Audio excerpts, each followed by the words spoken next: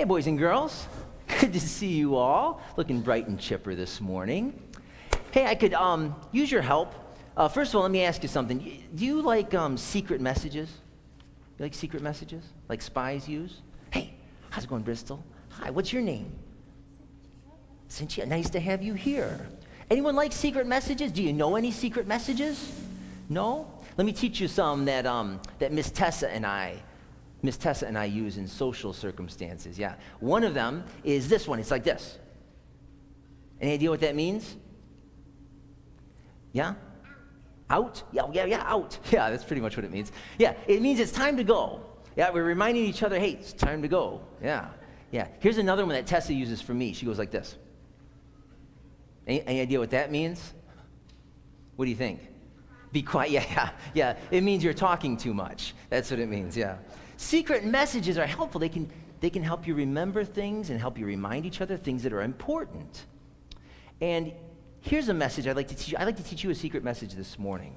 It's not actually a secret message, but it is a mystery because it's from God. It's a message from Him to remind us of something super important. It actually is connected with our baptism. It's the sign of the cross. Can anyone do that? The sign of the cross? Here, I'm going to teach it to you, okay? Now, the sign of the cross, it connects us to our baptism. That means that we are born again into God's forgiveness and into His family. So we're at home no matter what. That's what the sign of the cross means. And here's how you do it. You start by touching your forehead. Everyone touch your forehead? Go ahead. And then you touch your belly button. Okay, good. And then you touch one shoulder, and then the other shoulder, and then you put your hand over your heart. That's the sign of the cross. Now, why do we do that?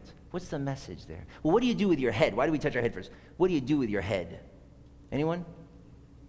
What do? Well, hopefully you think with it, right? Yeah, you make decisions with your head, right?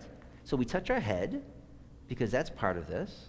And then we touch our belly. What do you do with your belly? Yeah, what? You eat. Yeah, well, I'll tell you, you feel with your belly, don't you? You feel nervous. You feel when you're hungry. Okay, so that's part of it too. We touch our head, and then we touch our belly, and then we touch our shoulders. What do you do with your shoulders and your arms? Yeah, Emery?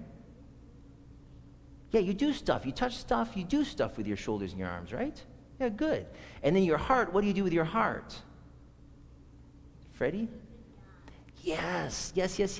Your heart you give to Jesus. Okay, so here's the idea. May my head and all my decisions, my body and all its feelings, my arms and all their work belong to who? To Jesus, who lives in my heart. Right? That's pretty neat, isn't it?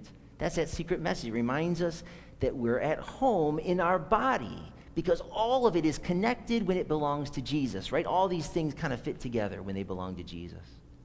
Now, I'm going to teach you one other way to make the sign of the cross, and that's when you want to give that message to somebody else. Oh, excuse me. So when you want to give that message to somebody else, here's what you do. Well, let me just point out. You see the crosses up there, right? How are they shaped? Right? The lines point up toward God, and then they point down toward the earth. And then the other line points side to side, right? To the east and to the west.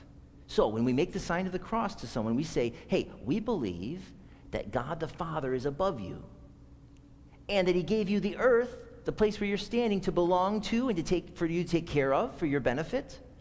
Okay? And then what do? He says, don't forget to love the people to the right and to the left, to the east and to the west. We love them all. And the way that we do that is in the middle. It's Jesus who gave His life so that He could rule in your heart. And so now we can be at home in our bodies. We can be at home in the world because it's all connected when it belongs to who?